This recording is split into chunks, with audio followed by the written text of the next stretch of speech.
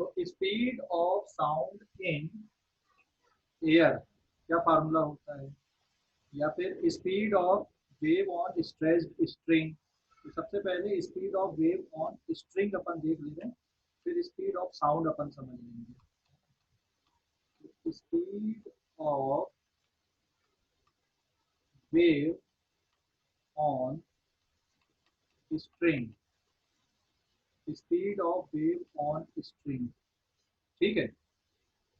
इसको कैसे कैलकुलेट करेंगे, तो speed of wave on string, इसको समझने के लिए आपको पहले एक स्ट्रिंग को कंसीडर करना पड़ेगा। सपोज आपने एक स्ट्रिंग कंसीडर की है यहाँ, ठीक है।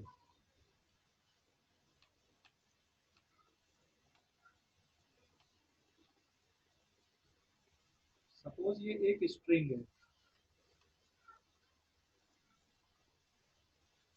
And this string is passing over a pulley. मैंने इसको पुली से पास करा दिया इस स्ट्रिंग को, और इस पे एक वेट हमने लगा दिया यहाँ पे नीचे, वेट ऐसी आ रही, ठीक है।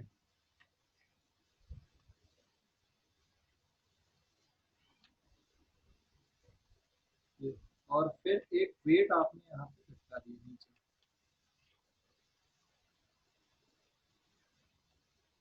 दिस इज वेट एंड, तो इसका जो वेट आएगा दिस इज mg। और इसके कारण स्ट्रिंग में कौन सा फोर्स क्रिएट होगा, टेंशन फोर्स क्रिएट होगा स्ट्रिंग में। This is the tension, tension force equal to mg। और यहाँ पर भी स्ट्रिंग में टेंशन फोर्स क्रिएट होगा, यहाँ पर भी स्ट्रिंग में टेंशन फोर्स क्रिएट होगा।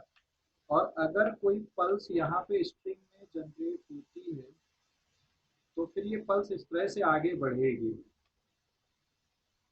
ठीक है। ये इस तरह से आगे बढ़ेगी पल्स।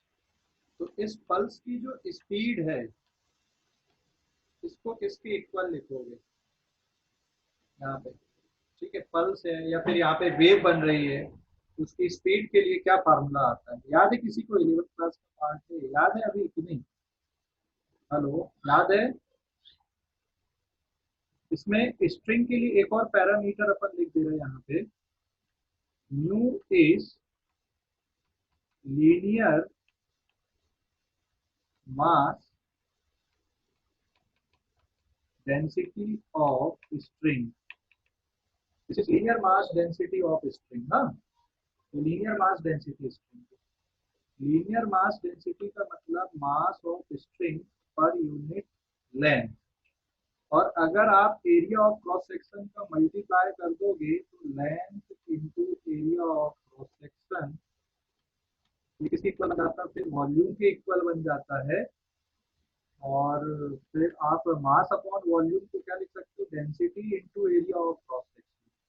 तो linear mass density can also be written as rho is density of string air, this is density of string, and A is area of cross section of string, area of cross section of string।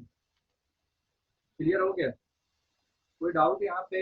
Area of cross section of string, area of cross section को आप ऐसे समझ लो जैसे किसी भी portion पे, जैसे यहाँ पे आपने स्ट्रिंग को लिए और इसका आप अगर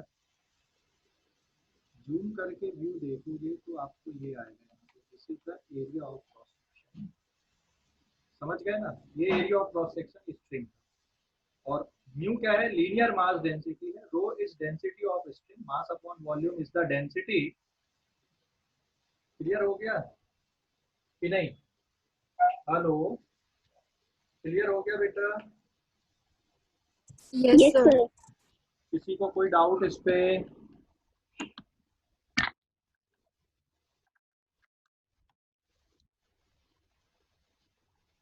किसी को कोई डाउट, डिस्कशन पे कोई डाउट किसी को? No sir. नहीं है, ठीक है। तो अब वेव की स्पीड के लिए क्या फार्मूला है यहाँ पे, वेव स्पीड, तो स्ट्रिंग में जो वेव की स्पीड है उसका फार्मूला आता है, this is the speed of wave on string is V W. ये किसके बराबर रहता है, under root T upon mu या under root T divided by rho into A. और स्ट्रिंग में जो टेंशन फोर्स है वो किसके इक्वल है, यहाँ पे आपने कितना वेट वहां पे स्ट्रिंग पे हैंग किए, समझ गए ना, समझ गए कि नहीं, आपने कितना वेट वहां पे हैंग किए हो, ये टेंशन फोर्स रहेगा स्ट्रिंग पे। क्लियर हो गया, कोई डाउट? हेलो, क्लियर हो गया? Yes, sir.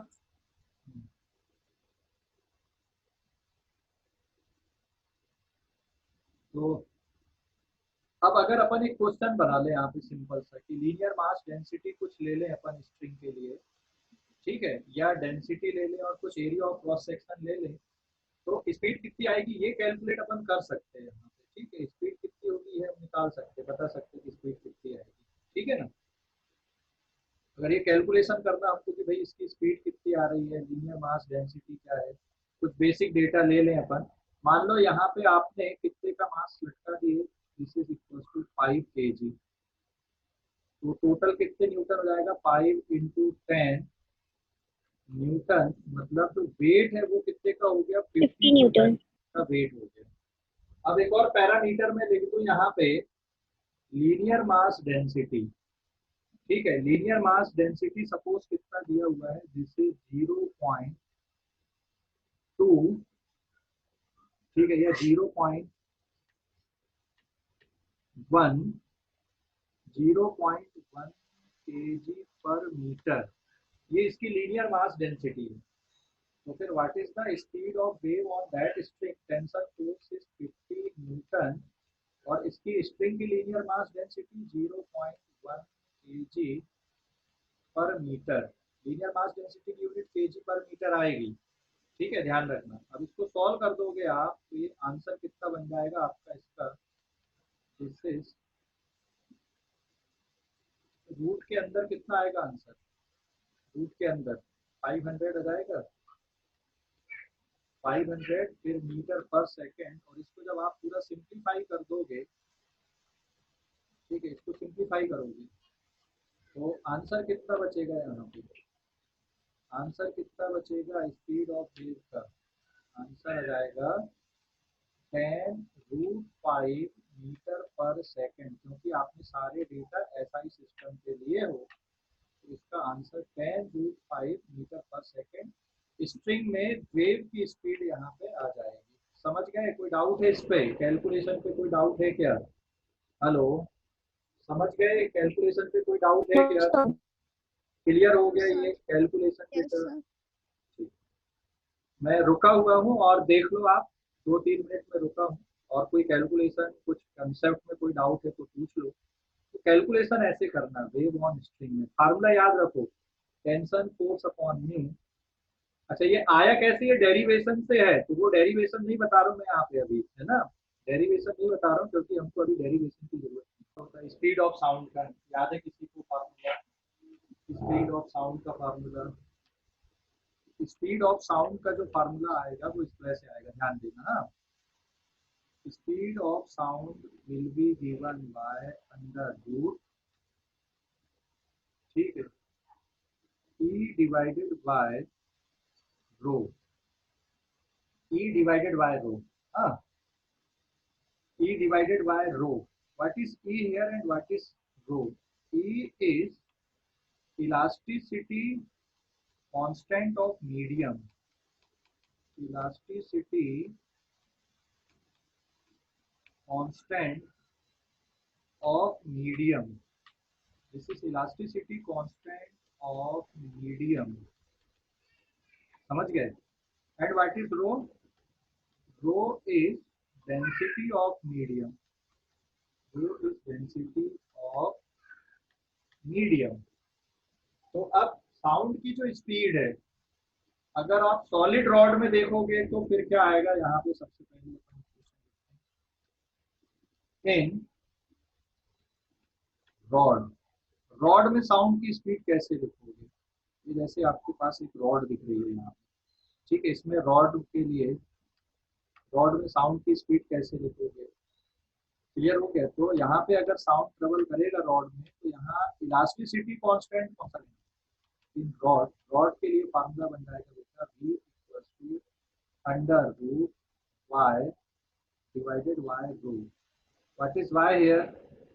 y is Young's modulus of rod, और y की सिंबल अपनी यूजुअल मीनिंग पे है, y is Young's modulus of rod, ये रॉड का यंग्स मॉडुलस है, ठीक है ना? This is the Young's modulus of rod. Clear हो गया? क्लियर हो गया? यंग्स मॉडुलस ऑफ रॉड ना।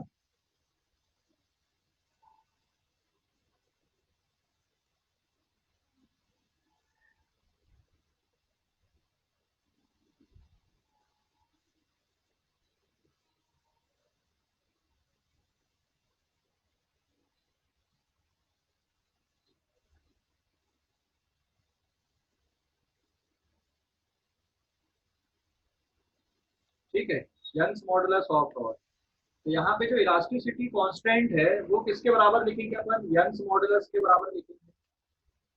क्लियर हो गया? सेकंड,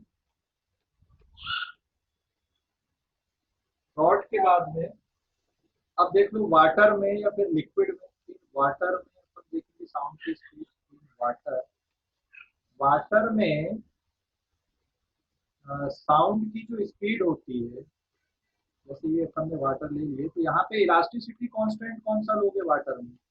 रॉड में यंग्स मॉडुलस लिए, तो रॉड के लिए जो इलास्टिसिटी कांस्टेंट है दैट इज यंग्स मॉडुलस, और पानी के लिए जो इलास्टिसिटी कांस्टेंट लोगे that is bulk modulus.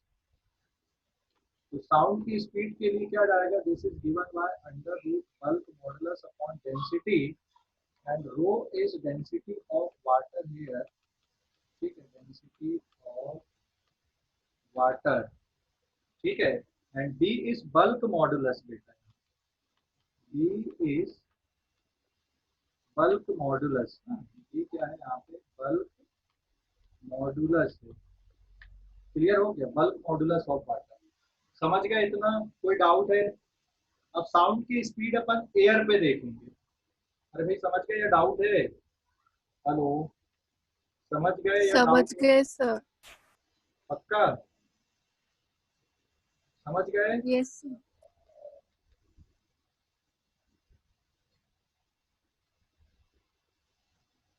Okay, next आ रहा है अपन अभी,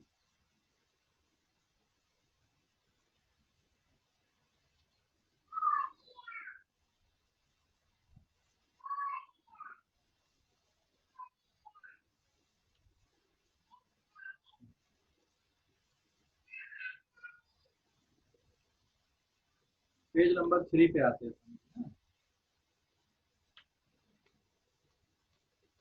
इस पेज का स्क्रीनशॉट लो, पेज नंबर 2 का लिए क्या स्क्रीनशॉट? इस पेज का स्क्रीनशॉट ले लो, पेज नंबर 2 का ले लिए? स्क्रीनशॉट ले लिए इसका? Yes sir. Yes sir. अभी पेज नंबर 3 है। नेक्स्ट है speed of sound in air, अभी page number 3, page number 3, speed of sound in air. तो थर्ड केस यहाँ पे आएगा स्टडी पे, speed of sound in air. Air पे क्या स्पीड आएगी साउंड की, ठीक है? तो एयर के लिए जो बल्क मॉडुलस है, एयर में भी बल्क मॉडुलस आएगा, इलास्टिसिटी कांस्टेंट। तो यहाँ पे जो इलास्टिसिटी कांस्टेंट है that is bulk modulus of air, bulk modulus of air. लेकिन बेटा जो बल्क मॉडुलस होता है वो तो प्रेशर के इक्वल आ जाता है, वहां पे फिर आप प्रेशर से रिप्लेस कर देते हैं, है ना? तो स्पीड का जो फार्मूला है एयर में that is given by bulk modulus on rho, तो यहाँ पे न्यूटन्स फॉर्मूला है और एक लैप्लास करेक्शन है इसमें। तो according to Newton's formula, Newton ने क्या एज्यूम किया कि एयर पे साउंड कैसा चलता है, आइसोथर्मली चलता है। According to Newton, sound travel in air isothermally, sound travel in air isothermally, isothermally चलता है। और एयर के लिए आइसोथर्मल बल्क मॉडुलस किसके इक्वल होता है? एयर के लिए आइसोथर्मल बल्क मॉडुलस किसके इक्वल होता है? That is equals to pressure के इक्वल होता है। P इज प्रेशर, समझ गए? So therefore, speed of sound according to Newton will be given by the formula pressure upon density. But यहाँ पे जो रिजल्ट है ये एक्सपेरिमेंटल वैल्यू से मैच नहीं करते। This is not equal to experimental value of speed of sound in air, experimental value of speed of sound in air. ठीक है ना, ये मैच नहीं करता न्यूटन का जो फार्मूला है। तो फिर लेप्लास यहाँ पे पिक्चर में आए और उन्होंने क्या बताया कि नहीं, एयर पे साउंड कैसा चलता है? एडियाबेटिकली चलता है। इसमें एक करेक्शन दिया किसने? लेप्लास ने, लेप्लास करेक्शन। ठीक है, लेप्लास ने क्या माना कि एयर पे साउंड कैसा चलता है? आइसोथर्मली नहीं चलता, कैसा चलता है? एडियाबेटिकली चलता है। ठीक है, लेप्लास ने करेक्शन दिया यहाँ पे, that is sound travel in air is adiabatically, adiabatically चलता है। ठीक है, ये लेप्लास ने माना। Sound travel in air is adiabatically, clear हो गया? एडियाबेटिकली चलता है, ऐसा बोला लेप्लास ने। ठीक है, sound travel in air is adiabatically, clear हो गया? अभी कोई डाउट इस पे? And adiabatic bulk modulus of air, air का एडियाबेटिक बल्क मॉडुलस,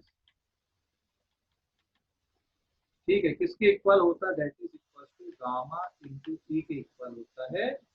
जहाँ पे गामा क्या है? देखो, P is pressure, gamma is Cp upon Cv, adiabatic constant. और P क्या है बेटा? यहाँ पे P इज प्रेशर। ठीक है, ये ध्यान रखना। क्लियर हो गया? अभी कोई डाउट इसमें? तो ये जो वैल्यू आई है यहाँ पे, तो देयरफॉर स्पीड का जो फार्मूला आएगा according to Laplace, that is given by gamma P upon rho, it is quite match with the experimental value.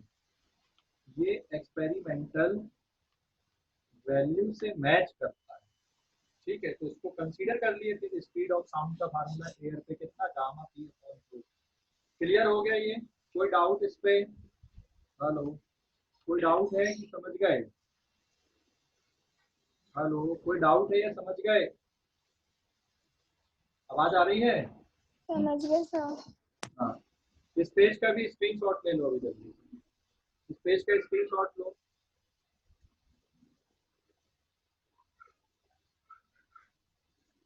इस पेज का स्क्रीनशॉट ले लो।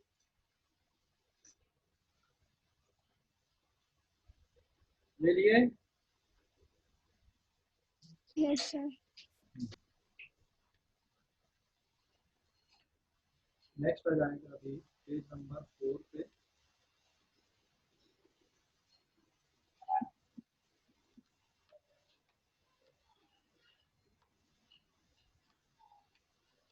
पेज नंबर 4, हाँ, पेज नंबर 4 पे देखो, speed of sound in air का formula क्या है? यहाँ पे from ideal gas equation, from ideal gas equation PV equals to क्या लिखते हो आप? एन आर टी लिखते हो। और ये mass upon molecular mass into R T भी लिख सकते हो।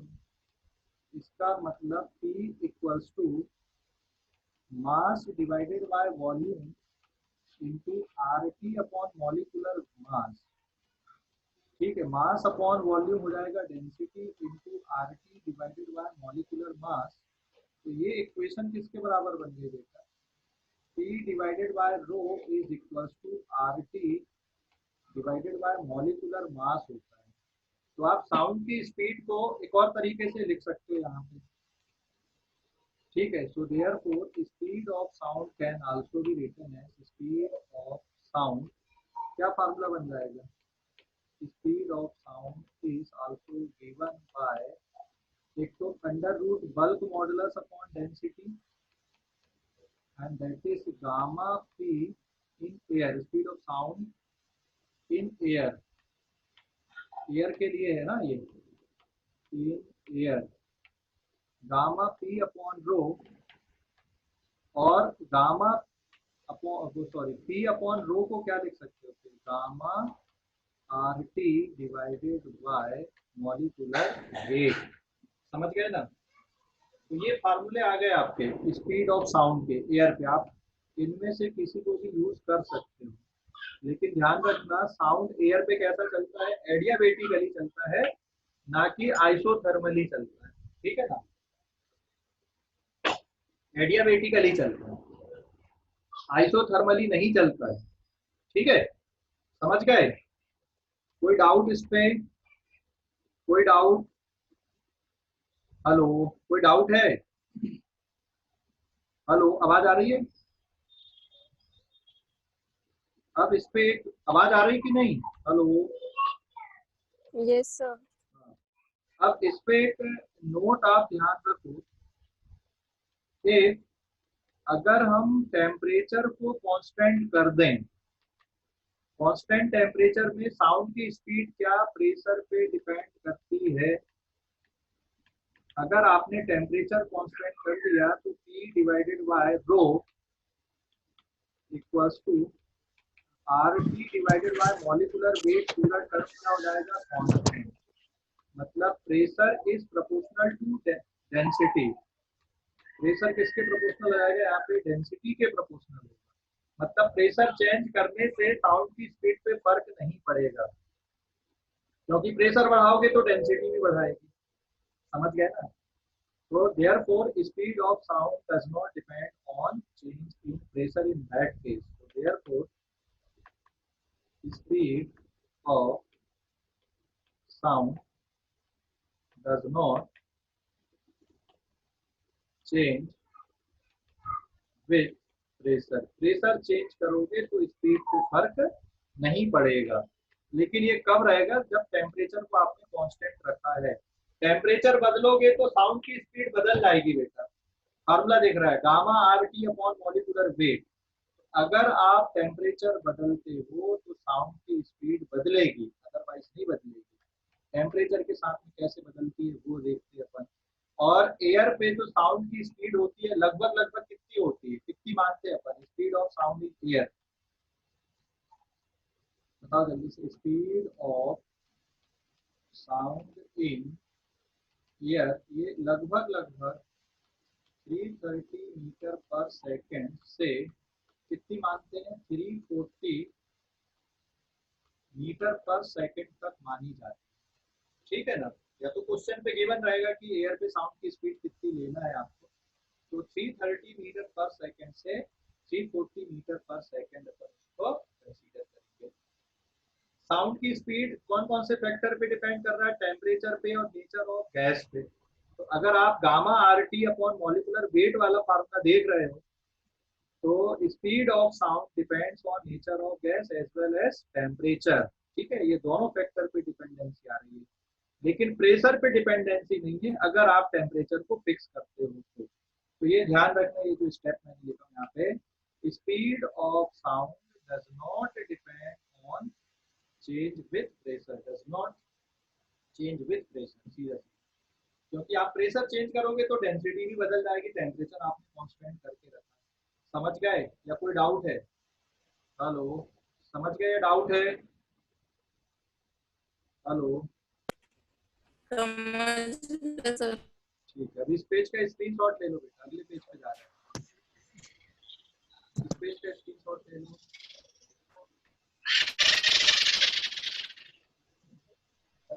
ले लिए? इस पेज का Yes, sir. Page number 5,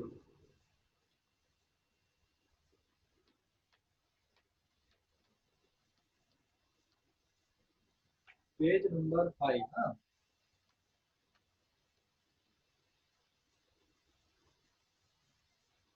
page number 5 पे आ रहा है। अपने पास फार्मूला क्या है? Speed of sound in air will be given by speed of sound in air v equals to under root gamma p upon rho, या फिर gamma R T divided by molecular weight. एक example कर लेते हैं अपन यहाँ पे। Find, कौन कौन से फैक्टर पे डिपेंड कर रही है? टेम्परेचर पे, मॉलिक्यूलर वेट पे। Find speed of sound in helium gas at 27 degree Celsius. तो कैसे सॉल्व करोगे इसको? Speed of sound will be given bye, helium gas कौन सी है बताओ जल्दी से। Helium is Mono atom. Mono monoatomic के लिए गामा मतलब Cp अपॉन Cv की वैल्यू कितनी होती है? 5/3 होती है। होती है कि नहीं? है ना, 5/3 होती है मोनोएटॉमिक के लिए। हाँ, 5/3 होता है। और हीलियम गैस का मॉलिक्यूलर वेट कितना है? हीलियम का मॉलिक्यूलर वेट कितना होता है? 4 ग्राम पर मोल होता है। ठीक है, इसको पुट कर दो आप। तो यहाँ पे जाएगा 5/3। गैस कांस्टेंट की वैल्यू 8.314 जूल पर मोल पर केल्विन। और टेम्परेचर कितना बेटा? 27 डिग्री सेल्सियस मतलब 300 केल्विन। केल्विन में ही पुट करना, ध्यान रखना। 4 डिवाइडेड बाय, फिर है मॉलिक्यूलर मास 4 ग्राम है, तो 4 ग्राम को आप केजी में कन्वर्ट करोगे, 4/1000 केजी पर मोल।